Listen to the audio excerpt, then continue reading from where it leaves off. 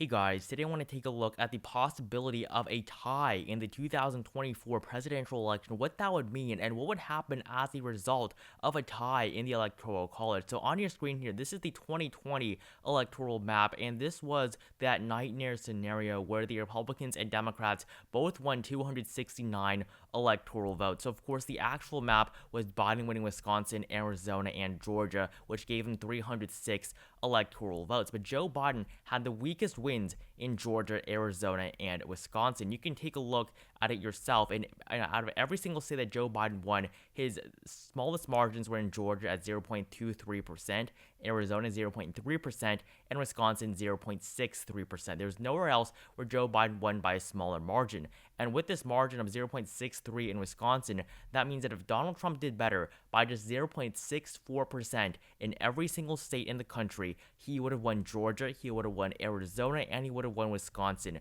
And that would have given the former president 269 electoral votes, and that would have given him the presidential election because the House would have voted him in as the president. And I'll go over why that would happen, even though the Democrats controlled the House at the time. So I'll go over why and what happens later on in this video. So this definitely was a likely scenario that Democrats were actually worried about actually occurring, but thankfully that did not. I think that there would have been a lot of outrage if this really did occur, because if this occurred, Kamala Harris would have been the vice president of the United States. So before we go any further, make sure you join my Discord server if you have not, the link to which is at the very top of the description below. So I want to take a look back at the one time in history in which there actually was an electoral college tie, and that was the election of 1824. So this was a very, very long time ago. So this was when there was an electoral college tie. So this was the election between Andrew Jackson, John Quincy Adams, William H. Crawford, and Henry Clay. So essentially what happened here was that Andrew Jackson did not win a majority of electoral votes. He won the most. He won a plurality of electoral votes, but he did not win over 50% of electoral votes because there were four pretty strong candidates that all won electoral votes in this election.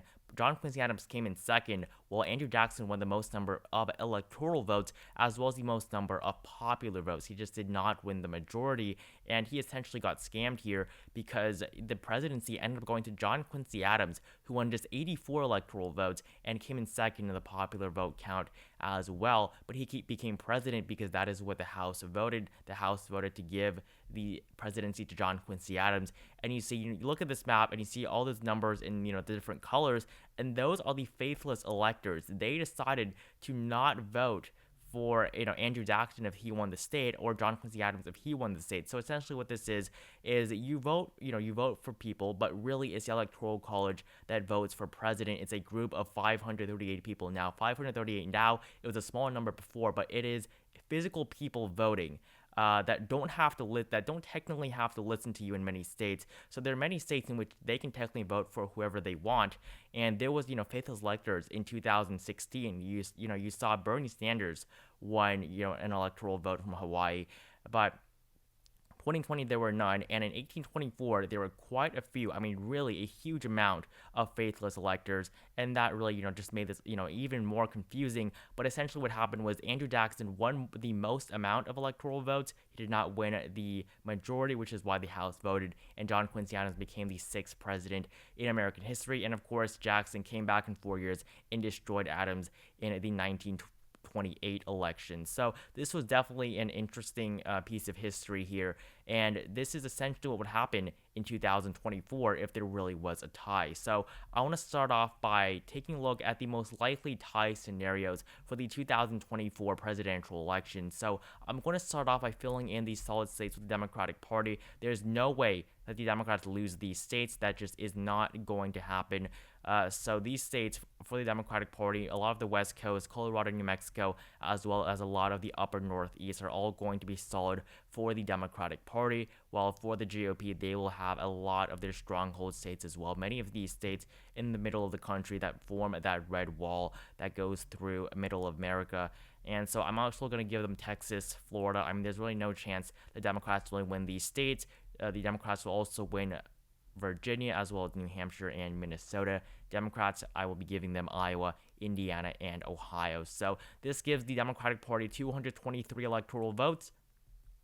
and the GOP 219. So this is really quite a possible scenario. Now, the first tie scenario that I want to take a look at, because there are three that I've come up with, these are the most likely tie scenarios in 2024. It's definitely a little bit harder to come up with a tie in this map with these electoral vote counts than there are in 2020, because the electoral vote count changes every 10 years with the census and redistricting, which is why California now has 54 electoral votes, unfortunately, and 2016 or in 2020 they had 55. So the numbers changing really had a big effect on how there would be a tie. And the first map here, this is the first scenario that I've come up with, and that is the scenario in which the Republicans, they would win back the 2nd District of Nebraska. They would also hold on to the 2nd District of Maine, and they would also win most of the states here, with the exception of Michigan, Pennsylvania, and Arizona. So the Democrats, they would hold on to Arizona, they would hold on to Michigan, and they would hold on to Pennsylvania. But the Democratic Party, they will lose their flip in 2020 of the state of Georgia, and they would also lose Wisconsin and Nevada. These three states, the margins weren't the best for the Democratic Party, but, it's a little bit of a stretch here, 269, 269. So this was definitely a scenario that we could see in 2024. It's definitely within reason, but I don't think this is the most likely scenario. Now, the next scenario that I want to take a look at, this one I think is a little bit more likely for 2024. This is the scenario that I think is most likely if there is a tie, and that is this one on your screen right here. So this one is the one in which Democrats, they hold on to the 2nd District of Nebraska, which is actually a Biden flip. Biden won the 2nd District by 6.6%. 2016, Hillary Clinton only won it by 2.2%, or actually Donald Trump only won it over Hillary Clinton by 2.2%. 2012, Barack Obama lost this by 7.1%. So this was a recent flip for Joe Biden in 2020 with the 2nd District of Nebraska, while the 2nd District of Maine had gone Democratic for decades. I mean, 2008, 2012, they were all blue. 2004 and 2000, they were blue. You go back during the Clinton era, they were all blue as well. But really, it was in 2016 that the 2nd District of Maine changed. It voted for Donald Trump by 10.3% from the Obama era, where Obama won the state by 8.6%, the 2nd District of Maine. So that was a 20-point flip. And in 2020, things did not get that much better, only 7.4%, but that was only when Donald Trump was on the ballot in the 2nd District of Maine.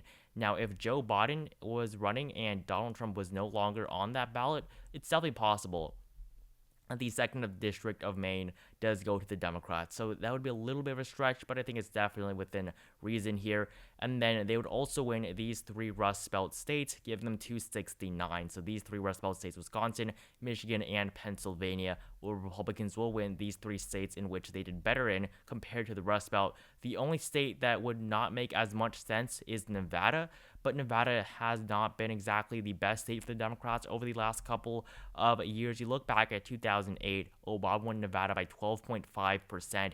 2012, Obama won it by 6.7%. And then 2016 and 2020, Biden and Clinton only won it by 2.4%. So Nevada is definitely a possible flip for the GOP. And I think this is the most likely map if there's going to be a tie in 2024. And so I'm going to go over, what would happen after this in just a few moments here. But there's one more map that I want to take a look at, and that is this map right here. So it's a little bit more different, but I think it's still definitely a pretty possible map. So Democrats will hold on to their wins in the 2nd District of Nebraska as well as the 2nd District of Maine, while these other states on this map, the other swing states, the Democrats will win Wisconsin, Michigan, Nevada, and Arizona, giving them 268 electoral votes here. And the Democratic Party, they would also win in Georgia. Actually, I messed this up. Okay, so the Democrats win in Georgia while they lose in Michigan. So this is what's going to make that 269 scenario. So Democrats, they hold on to Nevada, Arizona, Georgia, and Wisconsin, while they do lose the states of Michigan and Pennsylvania. So definitely this is one that, it still could happen, but I think that it is a little bit less likely than the second scenario, which we took a look at, which is this one right here. Now, what would happen if this were to occur? Now, if there was a tie in the Electoral College, the House of Representatives would vote for the president. Now, they don't vote in terms of how many there are because, of course, the Democrats have more House seats.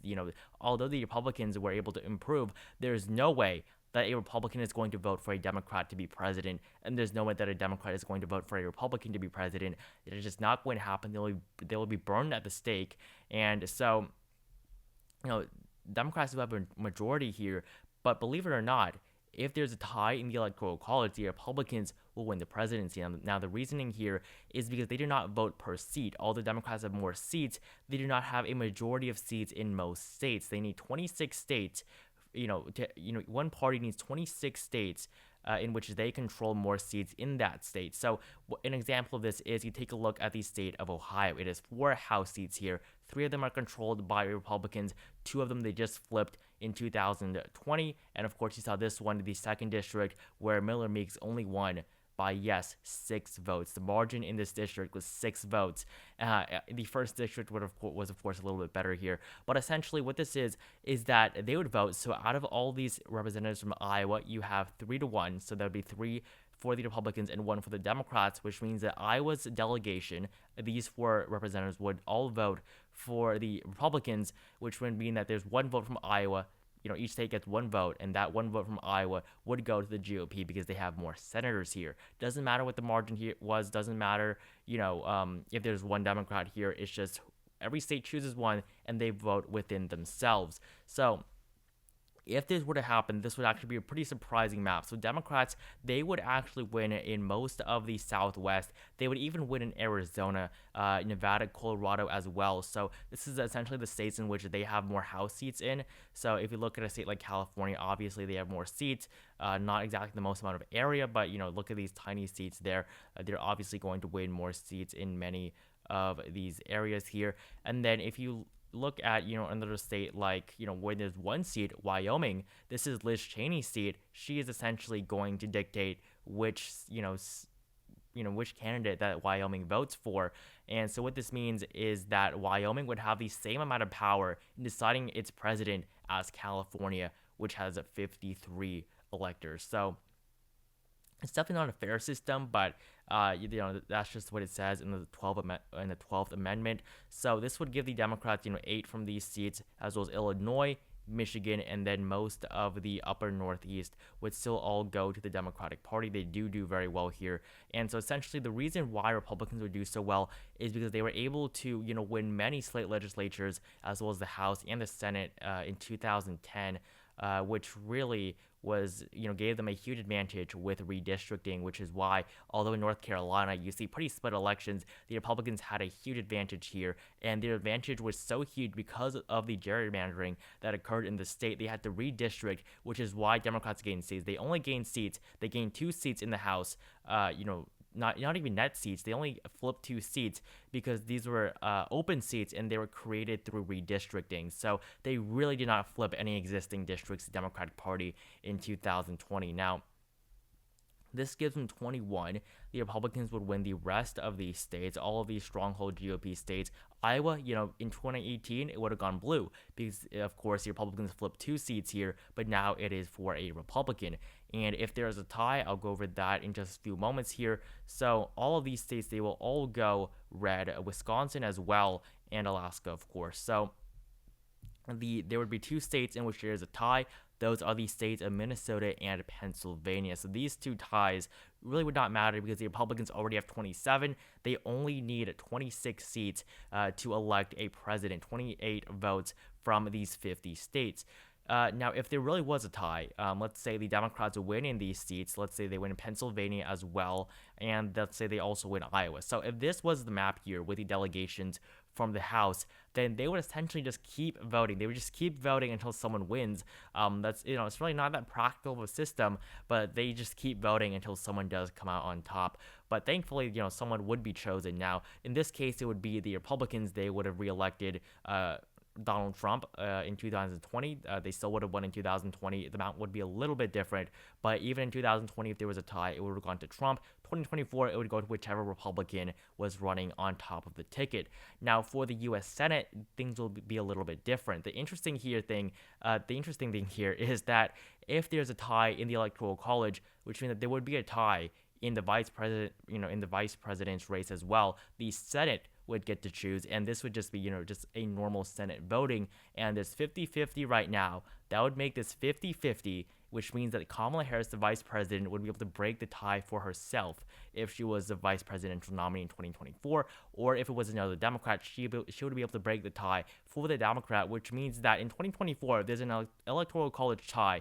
The president would be a Republican, and the vice president would be a Democrat, and that would definitely be very, very interesting. The last time we saw, such huge, differences in ideals between the two people at the top of the government was in the early 1800s, late 1700s, with John Adams being the president and then Thomas Jefferson being the VP. So definitely that would be very strange.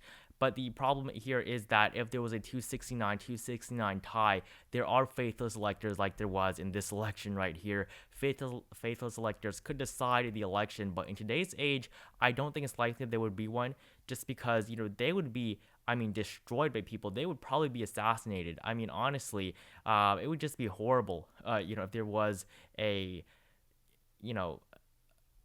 a member of the Electoral College that just decided to not vote how they were supposed to.